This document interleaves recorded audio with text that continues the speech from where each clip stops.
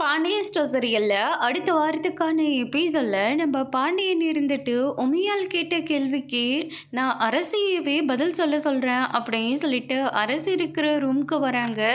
அரசிக்கிட்ட உன்னோட விருப்பத்துக்கு ஏற்ப நான் எந்த ஒரு முடிவும் நான் இனிமேல் எடுக்கவே மாட்டேன். உனக்கு என்ன விருப்பமாக இருந்தாலே சரி அதை நீயே இடு. அதை வெளியிலையும் நீயே சொல்லுமா அப்படின்ற மாதிரி சொல்லிட்டு பாண்டியன் வெளியில் வந்துடுறாரு.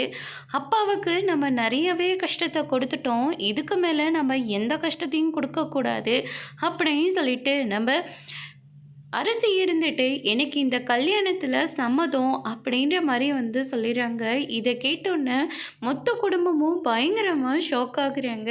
அரசி உண்மையாக தான் சொல்கிறியா அப்படின்னு சொல்லிட்டு கேட்கவும், ஆமாம் நான் உண்மையாக தான் சொல்கிறேன், எனக்கு இந்த கல்யாணத்தில் விருப்பம், சதீஷை கல்யாணம் பண்ணிக்க எனக்கு முழு சம்மதம், அப்பா நீங்கள் கல்யாணத்துக்கு ஏற்பாடு பண்ணுங்க அப்படின்ற மாதிரி அரசி சொல்லிடுறாங்க.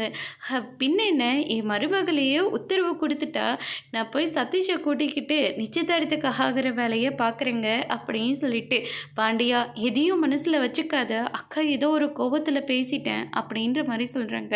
அதெல்லாம் ஒன்றும் பரவாயில்லக்கா அப்படின்னு சொல்லிட்டு நம்ம பாண்டியன் சொல்லிடுறாங்க.